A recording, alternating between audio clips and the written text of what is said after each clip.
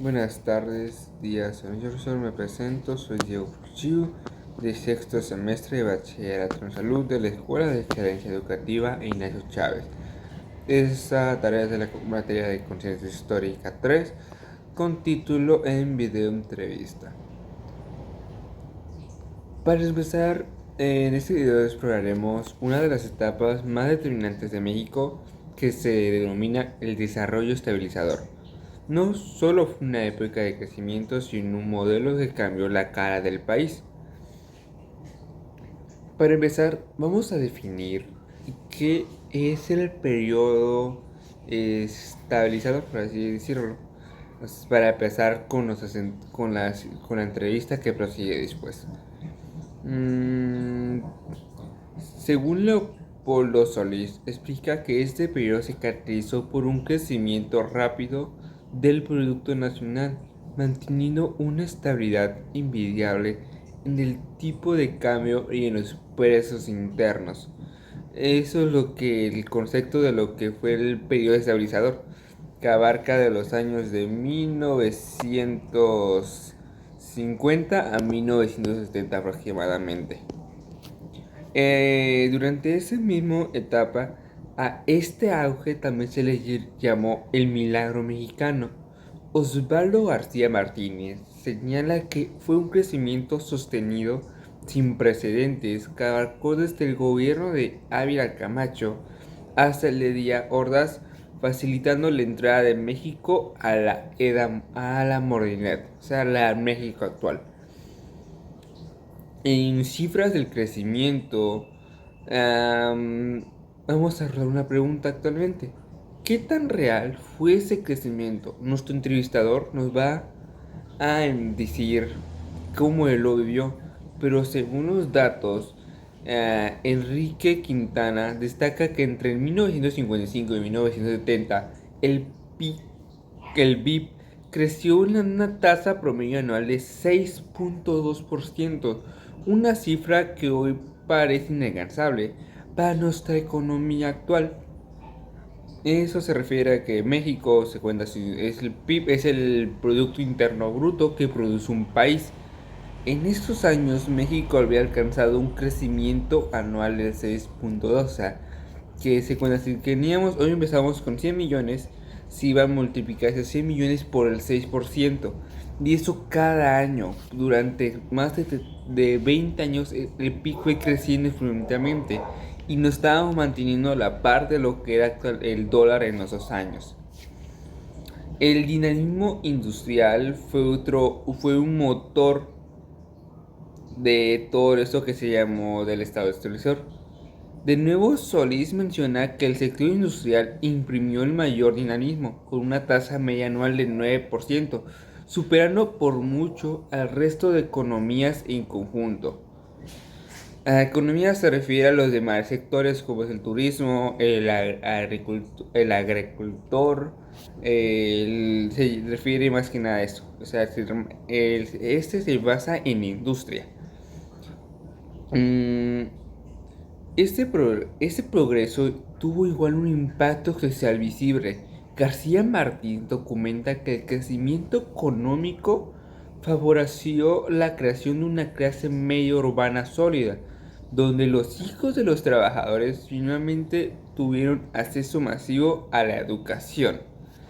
O sea, que por ejemplo, una persona que aprovechó eso y puso un negocio, pongamos de ejemplo, y gracias a ese negocio durante esa época empezó a considerarse, empezó a ganar dinero. Ya gracias a ese dinero pudo mandar a su hijo a estudiar lo que es la educación superior, que sería una universidad. Y como nos comenta nuestro profesor Uciel Mora Mirabete, él nos dijo que en esos años se compraban los libros. Así que mandar a tus hijos a estudiar era un gran gasto para la familia. Por eso se le denominó que ya era una clase media de la ciudad, ya estaba sólida, o sea, estaba urbanamente sólida. O sea, ya podían dar la mayoría de la gente de la ciudad sus hijos a las universidades. Después tenemos otro, por así llamarlo, con el lado opuesto de la moneda.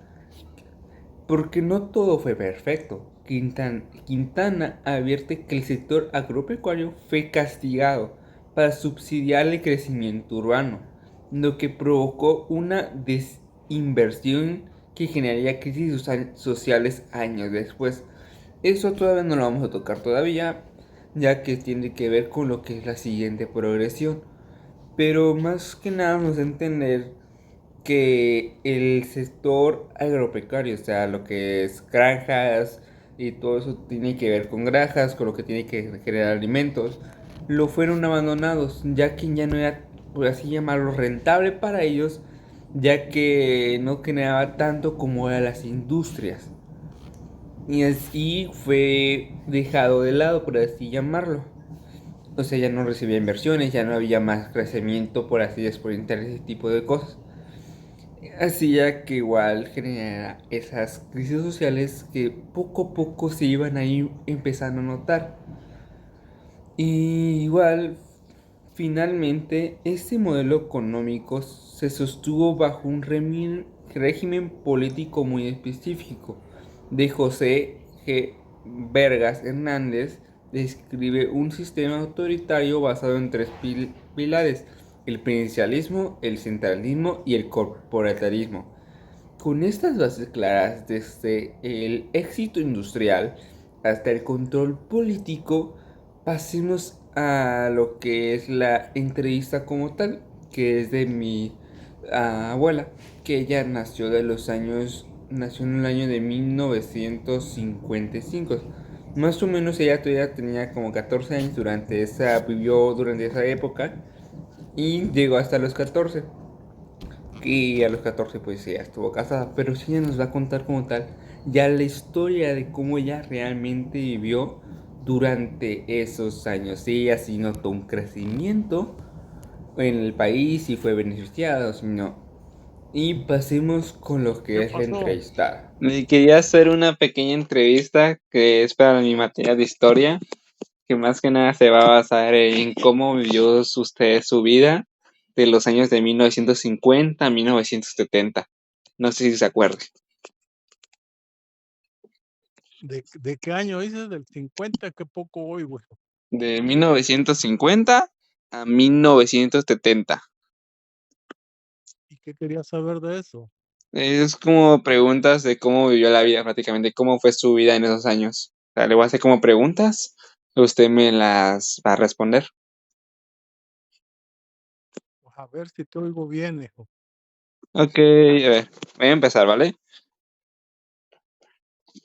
Cuando usted era niño allá en el pueblo, ¿se acuerda de qué podía comprar con un peso o con unos centavos? Mira, yo soy de 1948, Ok, más o menos en esa época que tú me dices. sí, ¿El 70 dices? entre ¿O del 19 50? esa abarca de 1950 a 1970. Mm, pues yo te puedo hablar más o menos del 55. Sí, está bien, tío, no se preocupe.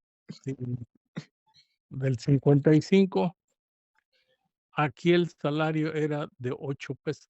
8 pesos. De 8 pesos. Ok, ¿Qué podías comprar con un peso? sí, Pues podías comprar a 10 centavos la pieza de pan. ok. Y, Esto te vendían por 50 centavos. ok, El aceite te vendían por 30 centavos el cuarto. harto. Eso podías comprar con un peso. Ok, tío. Mm, Ya del 60 ya podías comprar otras cosas, porque ok, el salario ya estaba a 12.50. ok. Ya podías comprar la carne. Una carne. Carne que el kilo te valía 2 pesos. Ok, y otras cosas como, pues, el pescado se agarraba de aquí del río, Ah, sí. pero ya con 12 pesos ya podías comprar muchas cosas, lo que es del día. Ok, tío. Ah, Ya en el 1970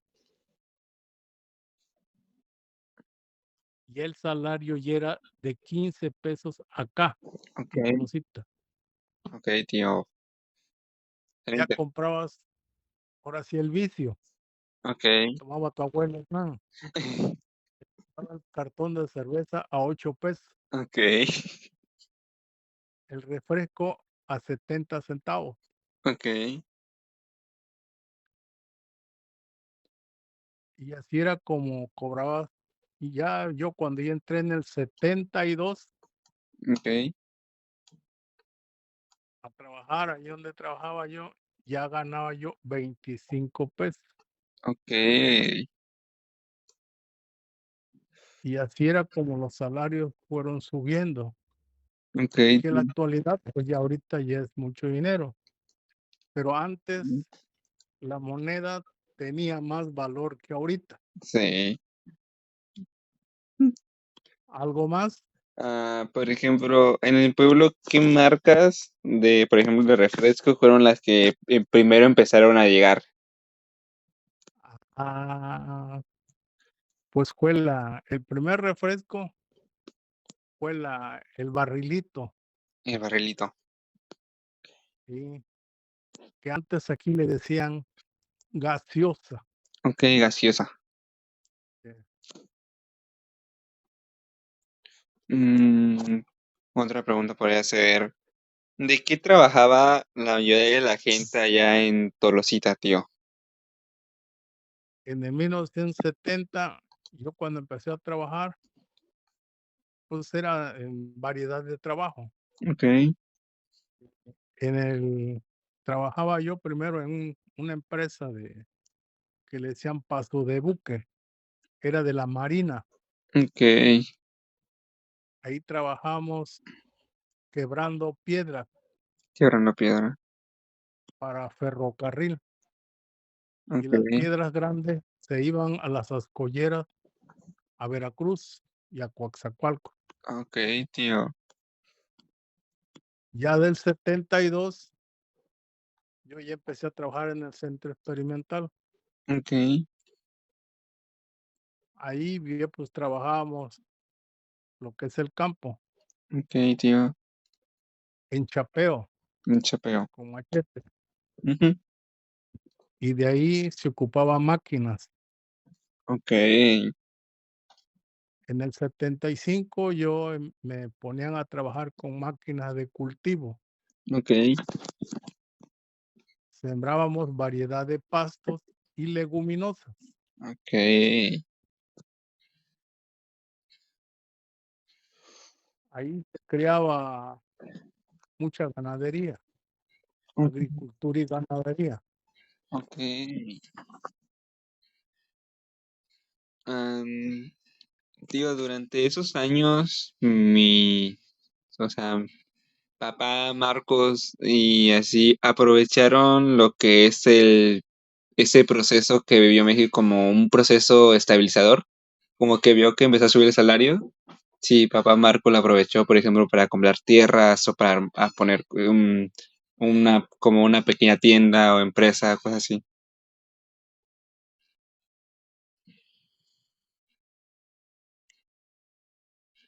No, cuando los terrenos de tu abuelito Marcos Ujú. eran terrenos ejidales, Y dales. cada quien agarraba lo que quería. Ok,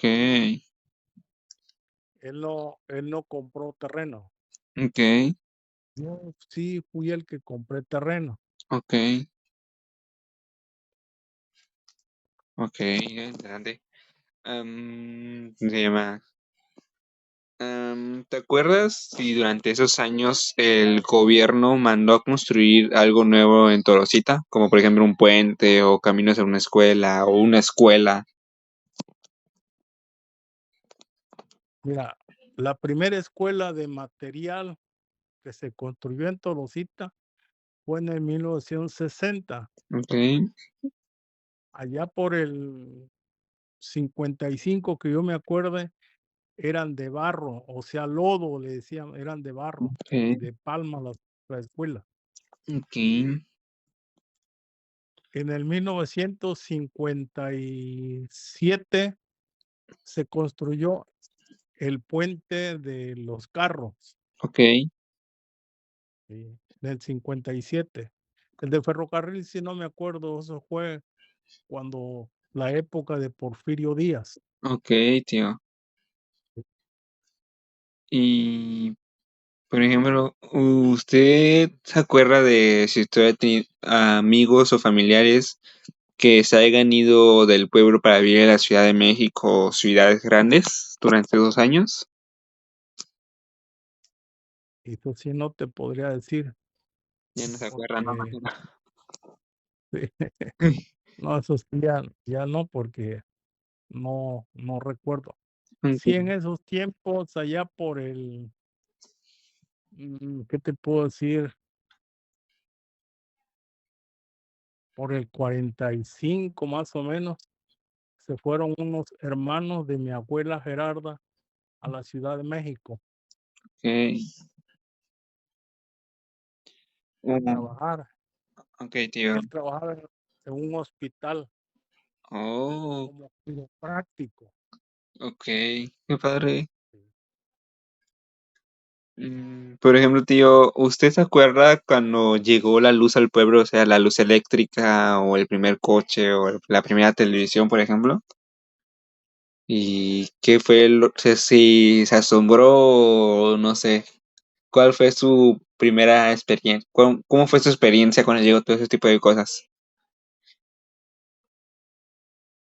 Los primeros radios que llegaron aquí a Tolosita fue allá por el 60, Ok, 1960. ujú, Los radios marca Telefunke. Telefunken, Sí. ok. Y Mm, la televisión llegó en el 70. ok. Y tío, una pregunta. Mi abuelo, mi bisabuelo, papá Marcos, le decían que era importante, por ejemplo, ir a la escuela o para tener una profesión o hasta qué nivel de estudio usted llegó o pudo conseguir. Mira, Pues, yo nada más estudié 2 años en la escuela. ok, Yo lo que fue que trabajé puro en el campo desde chamaco. Yo no tuve estudio más que 2 años. ok, tío. Mm, Ya una vez escuchado lo que son las entrevistas de lo que es mi tío abuelo, él nos relató, nos contó su experiencia y nos contó pues mucho de lo que ya habíamos hablado con los autores, que nos dijo que si bien el, durante esos periodos del año de 1955, nos habló a 1975, sí estaba en México estabilizándose hasta cierto punto, o sea, estaba creciendo lo que era el milagro mexicano, pero y básicamente está de acuerdo en cierta forma en lo que estamos viendo con Leopoldo Solís, que como ya lo había dicho nos explicó que este periodo se caracterizó por un crecimiento rápido del Producto Nacional. Él nos habló, por ejemplo, que cómo empezó el salario a aumentar, de que inició, si no estoy mal, de los 2 pesos y empezó a subir poco a poco hasta llegar a una cierta cantidad. Y eso en los pueblos, pero por ejemplo, si no estoy mal, en las ciudades ese salario era diferente. Igual, si bien nos dice que durante estos años de lo que es el milagro mexicano, el periodo estabilizador, él nos relata la otra cara de la moneda, que por ejemplo, él en los pueblos, él desde niño estuvo trabajando, solo pudo estudiar lo que son 2 años en lo que es la escuela, y que desde niños estuvieron dándole y dándole a lo que es el campo, machetearle, plantar, sembrar, los tenían de aquí para allá, y por así llamarlo, no los dejaron ser niños, se la pasaban lo que eran trabajando, de cierta forma. Eso tiene mucho que ver con lo que es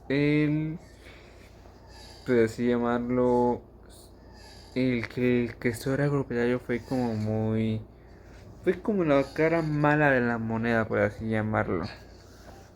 Mm, por ejemplo, se puede ver, nos mencionó que igual trabajó lo que era para así llamarlo, en una cantera, donde él nos dice, nos relata que rompían piedras y ese tipo de cosas. Y bueno, mencionó que igual sí hubo, por ejemplo, crecimiento en lo que era en la infraestructura del pueblo. Por ejemplo, que hubo lo que es, empezaron a construir lo que es un puente para vehículos, junto con una escuela, pero por lo que una escuela ya de material, por así llamar, porque lo denominó como una escuela de barro. Igual nos mencionó que, por ejemplo, el tren que ellos tienen en el pueblo fue durante el periodo del Porfiriato de Porfirio Díaz. Igual nos menciona que, por ejemplo, sus papás de él durante 2 años tenía terrenos ejidatarios, o sea, él, cada quien agarraba lo suyo y cada quien prácticamente tenía lo suyo, en pocas palabras. Y eso tiene que ver mucho, si nos damos cuenta, con lo que fue la posrevolución. Antes de todo es que fue el periodo ejidatario, por ejemplo, de muchas zonas que hubo, por ejemplo, en Quintana Roo, que por ejemplo también se presenta allá en Oaxaca, que es donde es mi familia como tal.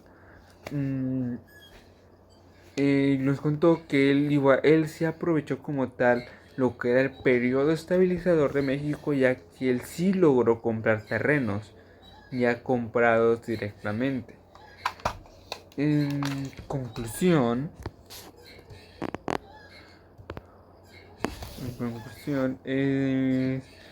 si bien el periodo estabilizador de México sí hubo beneficios, pero también hubo contras. Cada tuvo la otra cara de la moneda. Fue un periodo importante para México, ya que marcó lo que era el crecimiento del país.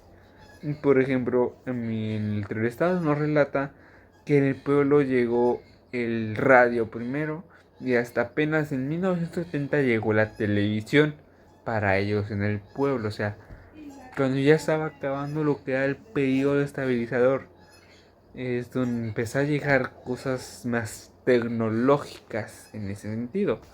Y es lo que nos da cuenta de la realidad, que el periodo estabilizador no fue equitativo, bueno, no fue, no fue parejo para todos, sino que cada persona se benefició o se perjudicó de diferente manera.